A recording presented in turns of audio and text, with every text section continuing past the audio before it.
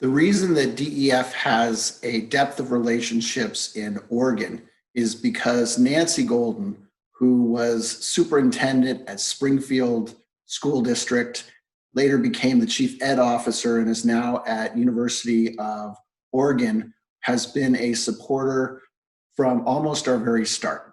And she has helped us to get into schools. And here she is speaking about 7 years ago about a study we did at Thurston High School where we had all of the sophomores randomized into a study that showed DEF's effect to be positive in increasing their learning of US history.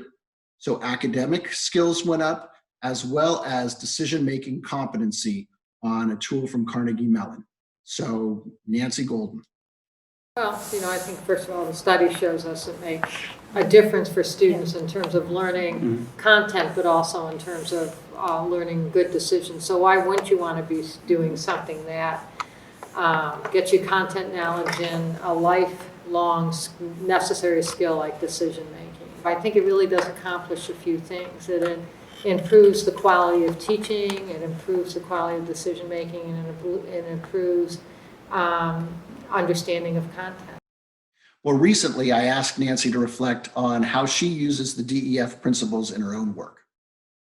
But once exploring it and once understanding it, I thought these are skills that leaders really need. They're exactly and the same skills that I needed. So it became really clear that as a superintendent, I could use these skills to help lead the school district I was responsible for leading. So for example, the school boards where a lot of hard decisions were made, either decisions about moving the district forward or decisions related to needing to make budget cuts or whatever the decisions were.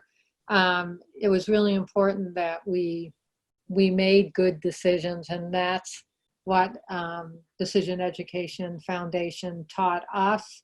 It certainly taught me, the school board, the staff, and it also was great for our students who we started having classes for on the decision making.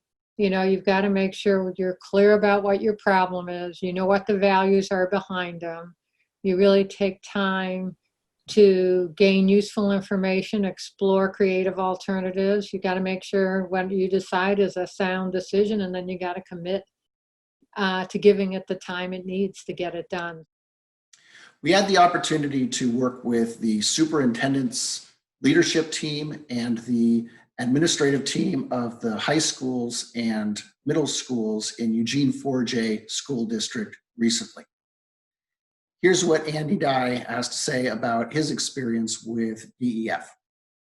We often find ourselves in the middle of complex problems with lots of inputs, and it's easy to get distracted by those. So what this does is help us maintain a focus on what is the frame of the issue that we're trying to solve and what are the values that are driving our intended outcomes and our actions throughout the process. This is very, very good at helping everyone understand in a common language what our values as a system are and what our intended outcomes are. And even if you don't get the outcomes that you were searching for, what this does is ensure that you've gone through a process that's rigorous and that's thorough and that's measured, so that the process is not impacted by impatience or an inauthentic need for speed. I find it very useful because when I know the manner in which a school administrative team is making a decision, I can trust that it is a sound decision of high quality, not just luck or not a whim. And I know that it's being used consistently in schools because of the feedback that I get from administrative teams about how they are seeing improvements in the functioning of their teacher leader teams. Their school leadership teams now have a set of rules of engagement by which they make big decisions at their schools. They know when to engage the process to arrive at a high quality decision. And that wouldn't happen if the school administrative teams did not find it a useful tool themselves and something that they were using with frequency. And so it's that type of evidence that gives me confidence that it's saturating the school's culture. In Rainier, Oregon recently, I had the opportunity to work with the whole district to kick off the school year and then have meetings with different parts of the school district over the course of the year that really has made quite an impact in creating a culture of decision-making that seems to be really sinking in. I want to say this is where we want to get to. This is the strategies. I mean, this is what we need to get our kids to.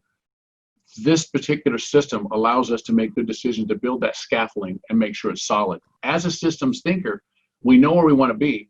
We build that foundation underneath it. And if we have our staff help us build that with good, sound decision making, then we don't have to sell it. Like I said, the ownership is there. Can you imagine having a common language of how to make good decisions, sound decisions that are not only just for the moment, but they're timeless?